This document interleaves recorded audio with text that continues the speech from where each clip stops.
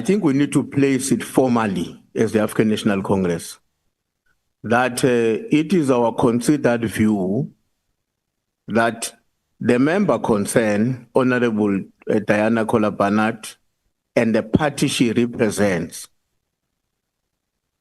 must properly reflect on this reality.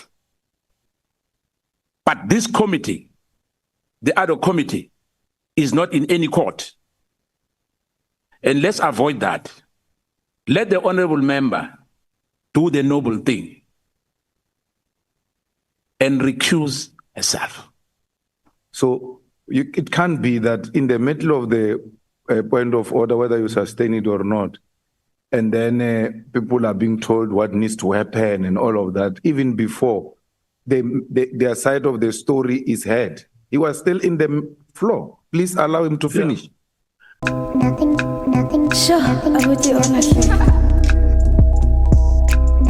No, thanks, Chair. I think I'm not going to do what is supposed to be done by you to thank anyone in this meeting today. But I think that in the light of the concluding statement that the General has made, I think that a matter naturally arises, which we've discussed in one of our meetings, about the fact that as the ad hoc committee, as members of the ad hoc committee, one of the important things that we have to safeguard and do so jealously is the integrity and the reputation of the ad hoc committee of Parliament. We recognize the fact that we did not establish ourselves. We were forwarded in this committee by the parties that we represent in Parliament, and therefore, as a consequence of which, constituted into the committee. Now, we raised this matter as the African National Congress in one of our virtual meetings, and I think it's important to raise it even when all of us are here, so that it's understood that it's a matter of principle as opposed to some kind of witch hunt. Now, General Mkhwanazi has presented to us here and kept on making references to members of Parliament. But one of us has been specifically fingered out on the report. And I would imagine that if you ask me, it would be fair that the member who is being fingered out the way that has been done here today should equally at some point have an opportunity to state her side of the story on this matter. Now, I'm raising this matter, Chair, because this member is a member of this committee. And I think we need to help each other as committee members. As I said on that day, that it may very well be that it's not the majority of South Africans who are worried about the fact that some among us are implicated in some of these serious allegations. But the fact of the matter is that we have an obligation to strive to ensure that as much as possible we enjoy the confidence of the entirety of the South African population, including those that may be in the minds of others, a small minority that may be concerned about any of us being implicated in what is being discussed here. Now, Chair, I want to conclude by saying, therefore, in this context, I think we need to place it formally as the African National Congress that it is our considered view that the member concerned, Honorable Diana Kohler Barnard, and the party she represents must properly reflect on this reality and act in a manner that protects the integrity of this process and Parliament in general. Because it's our considered view that to proceed as if we have not had anything today. Now, the general is before us and he has made a presentation. It will constitute a dereliction of duty on our part as members of this committee. And we are convinced as the ANC that it cannot be allowed to proceed without any comment about what needs to be done. So we would like the DA and the member concerned, starting with the member, to consider withdrawing her membership from the committee to protect all of us. But we equally want to persuade the Democratic Alliance, which has got 87 members in this parliament, that it can't just be about one member when the reputation of the committee in its entirety is at stake. So that is the first issue that I wanted to raise, Chair. The other issue I don't... Thank you, Chair, once again. I just want to concur with the Chief Whip of the largest party. I've said this before as well in our meeting. Before General Mkhwanazi gave us the evidence as well with us here, because we had this anyway. But we didn't say anything about it. We asked that the honorable member must recuse herself. Now, we are here today. The general has given us a little bit of context about exactly what happened. And he said vividly that he doesn't want to go deeper. But he has a lot. If he's challenged, he will reveal more, which might not be for the benefit of this country. This ad hoc committee is not challenged by anybody in court. The Madlanga Commission, as we speak, we've challenged it as Mkondo Wesizwe Party. The appointment of the acting Minister of Police, the suspension of the suspension or special leave, which President Ramaphosa placed Mkhunu on leave, is still challenged. The Constitutional Court has referred us back to the High Court. And it's 50-50, anything can happen. Even though we know that the judiciary, I don't want to get to reveal more as well on that. But this committee, the ad hoc committee, is not in any court. And let's avoid that. Let the honorable member do the noble thing and recuse herself. The DA, as the Chief Whip of the largest party has said, they've got many members. They can nominate anyone. But for us to go and sit here, especially after this explosive revelation by General Mkhwanazi once again. My colleague earlier said that he doesn't want us to find ourselves at the end of this ad hoc committee. On the review, we have found one thing. So let's do the right thing. I thank you, Chair. Chair, can I rise on a point of order? Oh, okay. General Mkhwanazi has led his evidence in chief. It's only fair that you close his evidence in chief and release him and raise these matters that you are raising. Because what does General Mkhwanazi have to do with this kind of discussion we're having? He has made his input. He has told us he will give us more if we challenge him and all of that. His evidence in chief is done. Please release him if you want us to get involved in this kind of discussion. It's not done. That a witness gives evidence and then immediately a committee gets into a discussion as to how do we evaluate that evidence and take a decision. Where have you ever heard that? We cannot convert this into a kangaroo court and be unfair to the witness. He has made his points. Please thank him and release him.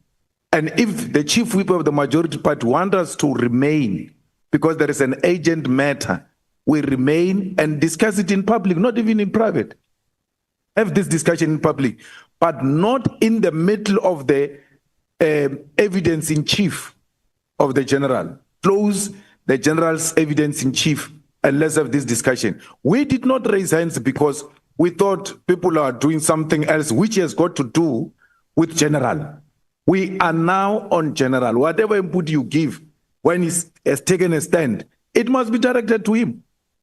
And anything outside that, now you are putting two people on the stand.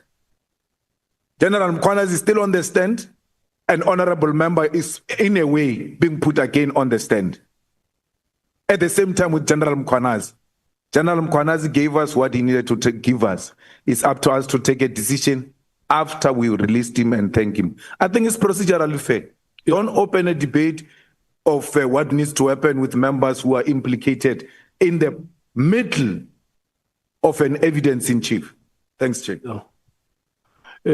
Honorable members, I noted, just hold. I will do tomorrow is to ensure that the same atmosphere that we had today between you and the senior counsel. Yeah, no, Chair. We want to put forward what we think can be the best solution. Okay. As the MK party. Like we said earlier, that we have an intention of deliberating on this issue because even when we were discussing about it in our previous meeting, we had a very clear position on what must happen. And today, what we have been yearning for has been proven to be correct because we made some glaring observations during the testimony of General Nhlanhla Mkhwanazi. The member in question could not even hold herself. She was making reactions. She was throwing tantrums. Yeah, but let's not cast aspersions. No, I'm not casting aspersions. I think what you I'm sharing my observation, Chair. It's what transpired. Yeah, it's not an aspersion. I request you with due respect. It's my observation. Yeah, let's go to the merits. That's where I'm going. Yeah, but that's where I'm going, Chairperson. The reaction of the person cannot be a merit point. The merit points are the ones. No, it is, Chair, because it borders on the integrity of this committee. The point that I want to make here is that her continued presence in this committee is a compromise to the entire committee. And it can never be a matter of choice for the DA. It's a matter of this committee because the reputation that is going to be damaged is not a reputation of the DA, but the reputation of the ad hoc committee.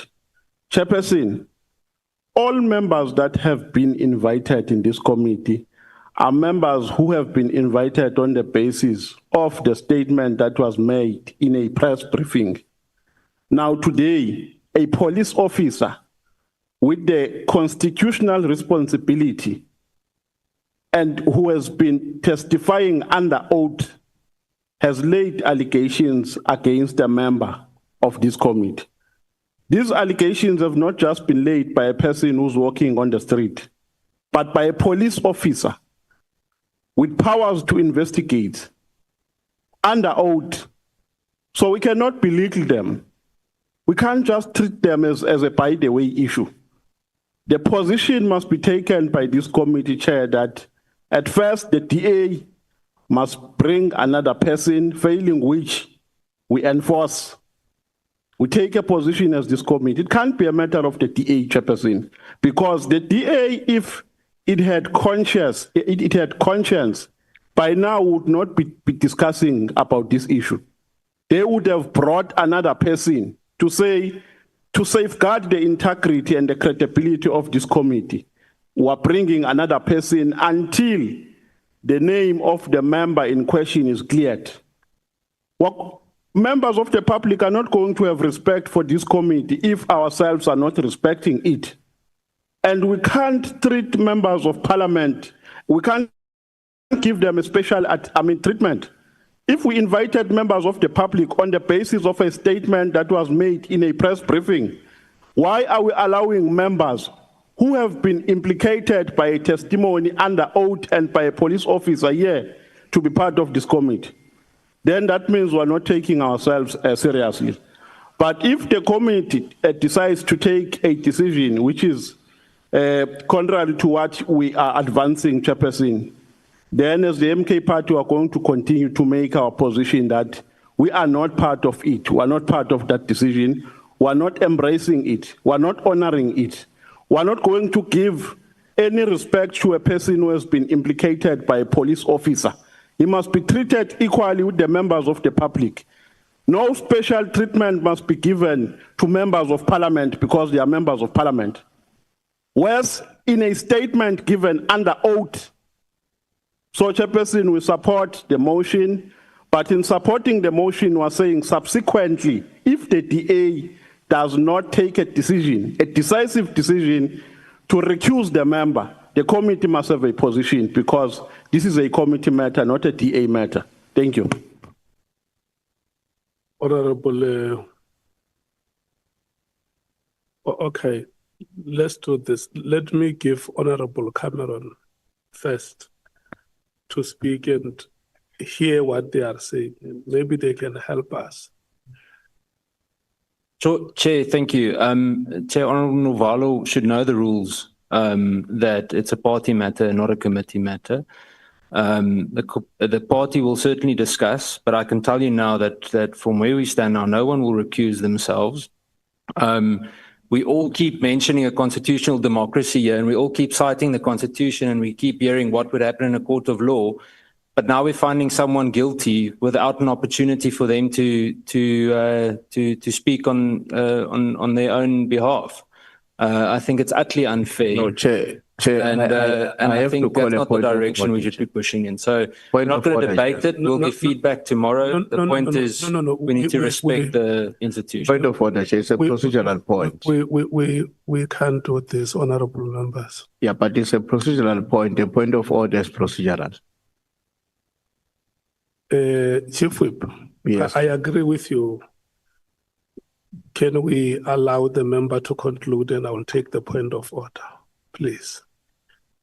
Chair, I would respect that, but the point of order doesn't apply when the person on the scene is done. So you are saying I must abandon it. So out of respect for your abandon, but I can't go back to it when he's no longer talking. Yeah, I will still rule the person out of order if your point of order holds. But it's fine. Let's do this. Let me sustain the point of order and allow you to go ahead. I will come back to you, Honorable Cameron. Chief Whip. Yeah, Chair, procedurally,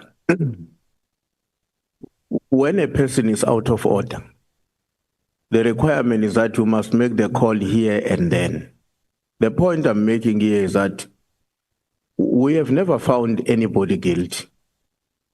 The accusation is being leveled against the point we made, that we are acting in violation of the Constitution by condemning anybody guilty of anything. We have not done that.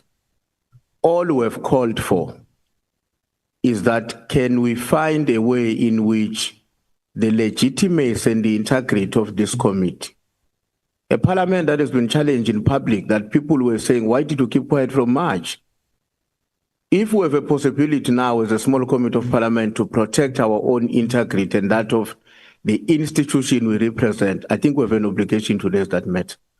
And to raise that matter can never constitute a finding guilty to any member of this committee. Thanks. Look, the point of order is sustained. I think, Honorable Cameron, even before you come to speak, from where I'm sitting, I would want you to have an understanding of the principled issues that the members are raising. For sure, you might have heard me trying to intervene to say, the approach dealing with the matter, we must not be ad hominem. Let's not attack the person, but deal with the merits of the case. There is a presentation that the general has made here. If we who are going to speak, let's forget about the name of Honorable Kohler Barnard.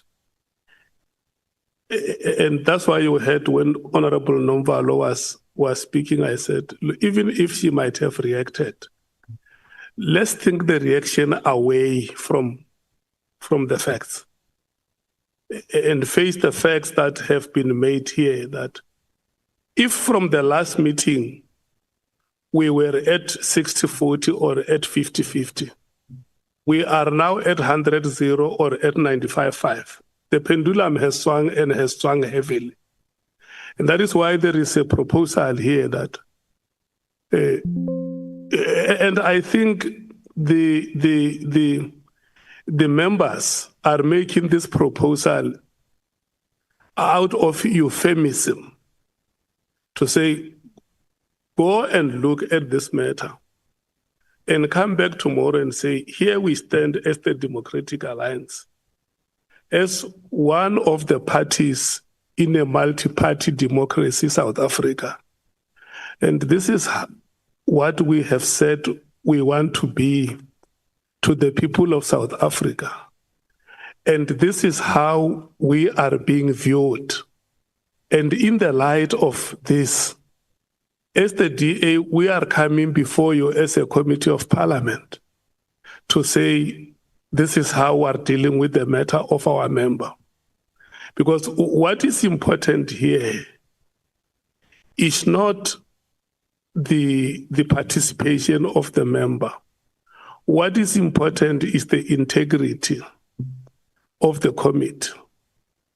The committee in which the member must serve must enjoy precedence over party preferences or party dispositions. And I think this is the manner in which we have to deal with this matter. We want to give that opportunity to go and make reflections without being influenced by any one of us here. Yourselves as a party in a multi-party democratic spectrum in South Africa. You make reflections before we start in the morning. You can just whisper to the chair and say, look, Chairperson, we reflected. This is how, as the DA, we think we must resolve the matter. Because now, as it stands like this, the member must sit here. The member must request the committee to be a witness before the 17th of October to say there are serious allegations which have been made against me. And I think as a leader, the bar of leadership is very high. There are no allegations which can be made against you and you just ignore them. They will evaporate like a dew. The member would have to request before the committee, I want to sit where Mkwanazi was sitting, and then clear my name. But you can imagine sitting this side 1 minute and then the second minute this side. If the committee has to make a decision about the truthfulness of the allegations, how does the committee arrive at that decision when the member sits in the committee one day, the other day sits on the side of the witness? Point of order, Chair. So that is why I want you as the DA to understand On a point of order, Chair. Yeah, I'm coming to you, Chair. It's a procedural point. Okay, sustained. The Chief Whip called order, and when he called order, there was a speaker on the floor. All you needed to do was to sustain that order and refer back to the Honorable Cameroon to conclude whatever anyone needed to say. And then allow us to contribute to the matter, and you do exactly what you are doing. So it can't be that in the middle of the point of order, whether you sustain it or not, and then people are being told what needs to happen and all of that, even before their side of the story is heard. He was still in the floor. Please allow him to finish. I agree with you that I must give him a chance. I was laying principles here to say the reason why the chief whip called a point of order was because the honorable member was doing exactly what Honorable Nomvalo has done. And Honorable Nomvalo will remember very well, I even said, let's not cast aspersions. But Honorable Cameron did the same things. And that is why we must lay principle to say, even when we give him a chance to speak, let's help each other to arrive at a decision that best serves the interest of the committee. Honorable Cameron. May I speak, Chair? Yes. Chair, so I just wanted to conclude in saying that we are going to engage, as I said at the beginning. But I must reiterate that no one is going to recuse themselves tonight. We will give feedback tomorrow. Yeah. And we must be very careful. I heard the statement that the Chief Whip said about March, being quiet since March. It's again the same type of allegation where it's clear to me that the transcript in this very file wasn't read properly.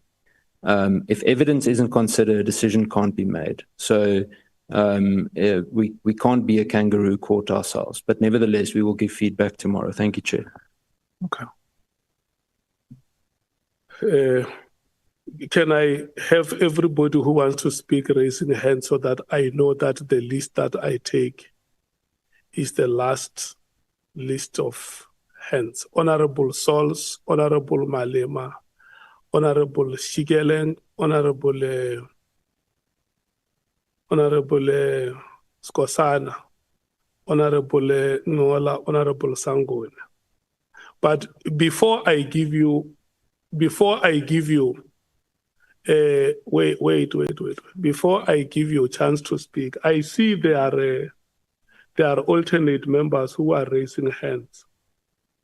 Can I check amongst the alternates, except I saw your hand, Honorable James, Honorable Shongwe. Can I check amongst all of you, Honorable Vessels, Honorable Mattheys, Honorable Sokanyile? Is there any one of you, the alternates, who want to speak?